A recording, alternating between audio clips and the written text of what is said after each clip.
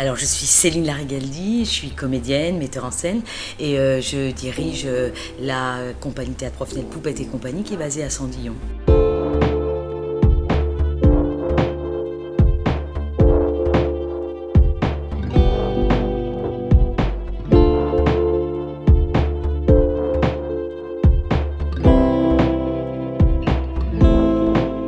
Ce projet de spectacle, il s'inscrit dans la continuité d'un travail que j'ai déjà commencé il y a maintenant une quinzaine d'années.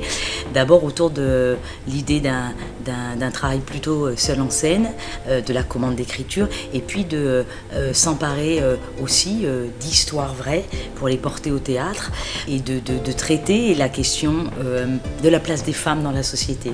Et ce qui m'a particulièrement interpellée dans l'histoire de la lutte des Brilles, c'est que c'est avant tout aussi une histoire de femmes, une histoire locale, puisqu'il s'agit d'une lutte d'ouvrières d'une usine de confection haute couture masculine qui a donc existé à Orléans dans les années 80 et que cette lutte a été menée par toutes ces femmes qui venaient d'horizons extrêmement divers et variés.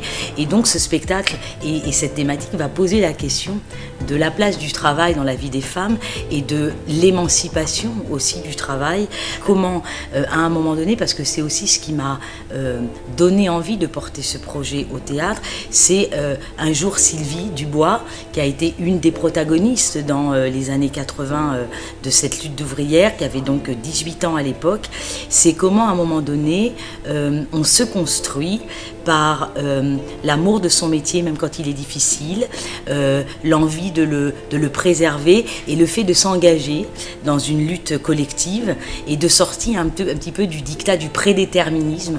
Donc ce qui m'a intéressé, c'est vraiment l'idée aussi, et ça c'est plutôt un message qui s'adresserait à tout le monde, mais aussi à la jeunesse évidemment, de lutter contre le prédéterminisme, celui qu'on est absolument destiné à rester cantonné dans les cases dans lesquelles on nous met, et que finalement, par le travail, par l'engagement collectif, on se grandit, on s'émancipe et on peut devenir aussi une femme de responsabilité, une dirigeante, une élue locale, etc.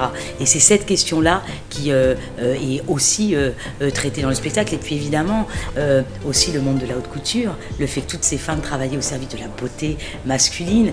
Donc c'est aussi un spectacle qui va être aussi qui va poser la question aussi évidemment de la place des hommes dans un monde professionnel extrêmement aussi féminin, puisque dans cette usine, les hommes n'étaient que des chefs et toutes les ouvrières des femmes. C'est un spectacle que j'ai rêvé aussi, comme dans la continuité de tous les spectacles que je fais, d'aborder toujours un sujet de société qui résonne avec l'actualité d'aujourd'hui et le monde que nous traversons, et toujours avec l'idée d'y mettre de la joie, d'y mettre de l'espoir, et puis d'interroger le public, puisque moi vraiment, ma seule préoccupation dans mon métier, c'est le public. C'est quoi raconter aux gens, comment leur raconter, pourquoi leur raconter, l'idée que véritablement le public reparte avec quelque chose en plus, que ce soit une émotion, une réflexion, en tout cas que le spectacle vivant puisse être un acte utile et au service aussi, d'ailleurs, très humblement, mais d'une forme d'émancipation. Et nous, on hurle de joie. C'est bien simple. La joie et la bonne humeur, c'est notre marque de fabrique. Hein? C'est un moment joyeux, coloré, gai, féminin, musical aussi, puisque c'est un spectacle où la musique aura une place prédominante. Ben voilà, venez partager l'histoire de ces femmes. Alors ça se passe à Saran, la toute première représentation au théâtre municipal de Saran à 20h30. Vous pouvez réserver vos places dès à présent au service culturel de la ville, et puis le spectacle va partir ensuite en tournée, et je donne rendez-vous aux gens aussi cet été au Festival d'Avignon, puisque le spectacle vient d'être sélectionné au Centre culturel de la Rotonde, qui est un lieu tout à fait atypique à Avignon, qui est dirigé par les cheminots, voilà, qui font le choix militant d'accueillir des compagnies et des spectacles professionnels un petit peu en marge de l'économie pratiquée dans ce festival.